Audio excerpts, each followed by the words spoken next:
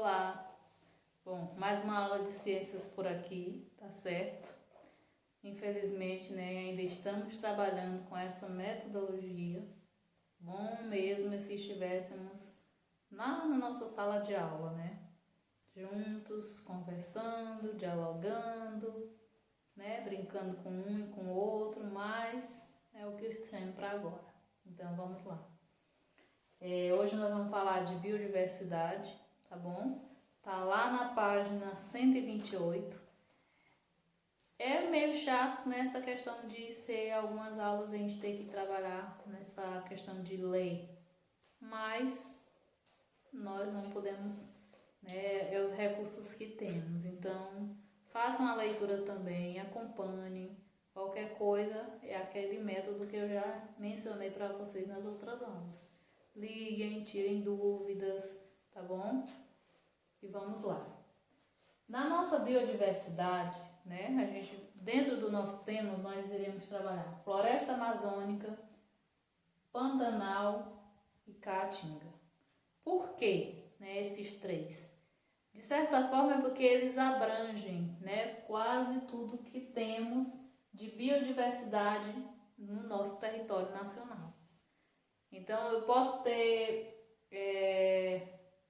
cerrado, eu posso ter mata dos cocais, mas como a gente está falando dessa biodiversidade, que é essa diversidade de vidas, então o que temos nessas que eu mencionei anteriormente é praticamente o que iremos encontrar nessas aqui. Então, é um resumo dessa biodiversidade que nós temos no nosso território. Então, vamos para o texto.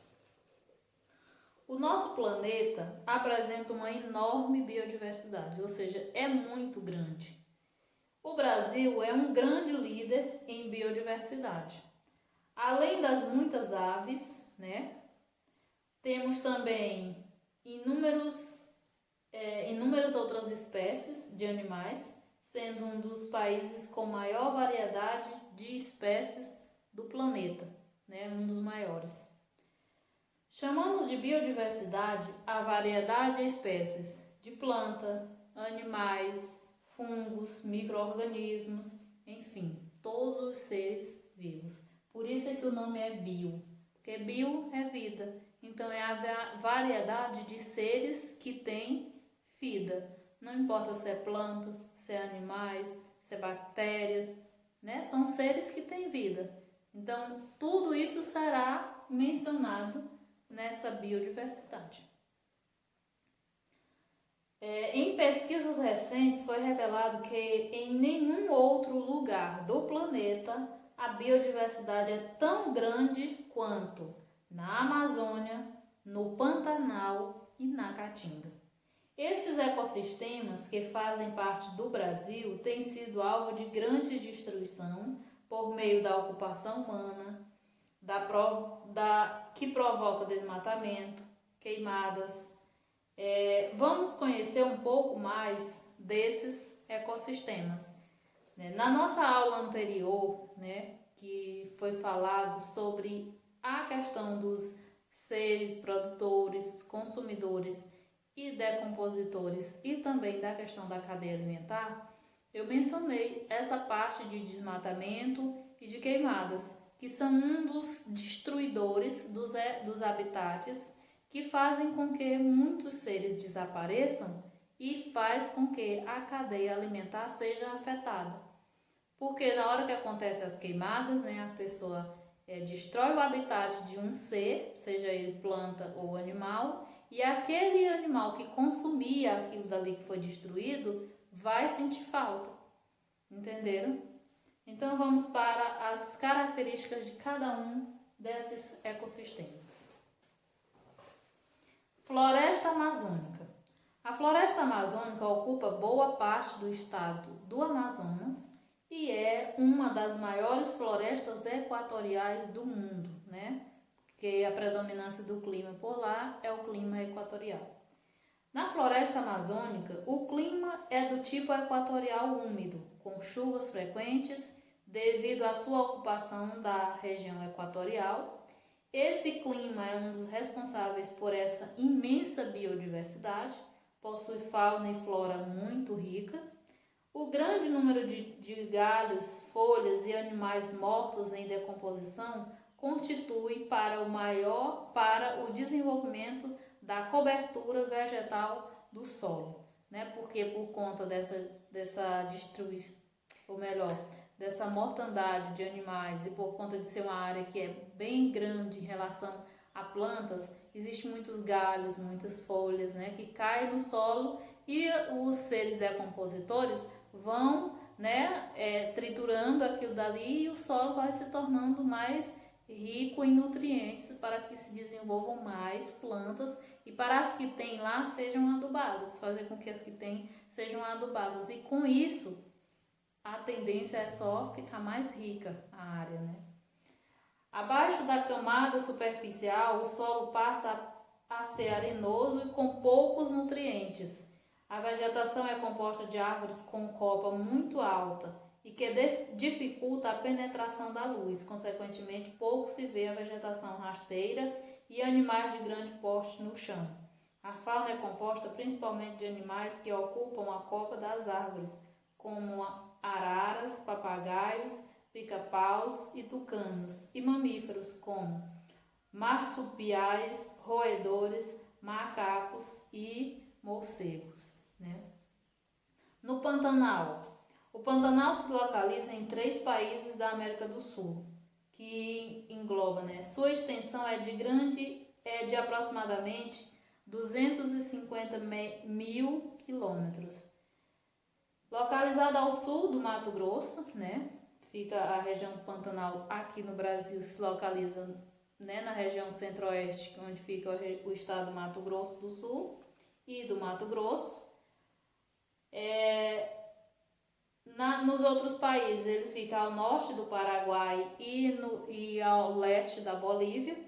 Em novembro do ano de 2000 foi considerado pela Organização das Nações Unidas para a Ciência, Educação e Cultura, a famosa Unesco, como Patrimônio Natural da Humanidade e Reserva da Biosfera.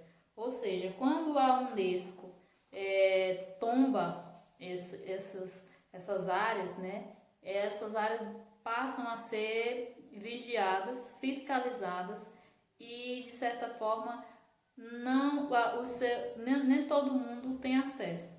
Por quê? Justamente para preservar tudo que tem dentro daquela área. Então, o Pantanal passou a ser um patrimônio da humanidade, porque a Unesco foi lá e considerou por conta justamente dessa grande variedade de biodiversidade, tá bom? Grande variedade de vidas. O rio Uruguai, aliás, o rio Paraguai e seus afluentes percorrem toda a extensão do Pantanal, onde podem ser encontrados os peixes, pintado, dourado, pacu e também outros animais como os jacarés, as capivaras e as ariranhas. Muitos animais ameaçados de extinção em outras partes do Brasil ainda possuem populações rigorosas na região pantaneira, como é o caso do cervo do Pantanal, a capivara, o tuiuiu, que é uma árvore símbolo da região, e o jacaré, né? Temos a questão do clima, que é úmido no verão e frio e seco no inverno, né? Ocorrem cheias anuais quando a sua planície fica coberta de água. Bom, depois nós temos a caatinga, né? Tem um textinho aí na página 130, que era bom vocês darem uma lida, que é mais para questão de curiosidade, né? Na caatinga, nós temos o quê? É uma palavra de origem tupi-guarani, que significa mata branca. É o ecossistema mais ameaçado do mundo. A caatinga se localiza em parte dos estados do Maranhão, do Piauí, do Ceará, do Rio Grande do Norte, da Paraíba, de Pernambuco, Alagoas, Sergipe, da Bahia e um pouquinho ainda de Minas Gerais, né? Que já é um estado que já fica lá na outra região, na região sudeste. O aspecto árido e desbotado deu nome a esse bioma. Como assim, tia, desbotado? Por conta da aridez, né, das altas temperaturas, as plantas elas não ficam tão verdinhas, né, elas ficam meio amareladas. Quando o capim seca, fica aquele laranjado. Então, ela não tem essa cor específica. Aí foi criado esse termo, né, de mata branca. O clima semiárido apresenta uma vegetação adaptada a uma condição de aridez, né? Por isso é que o nosso clima é semiárido. É uma área com pouca precipitação pluviométrica, ou seja, com poucas chuvas, a baixa pluviosidade.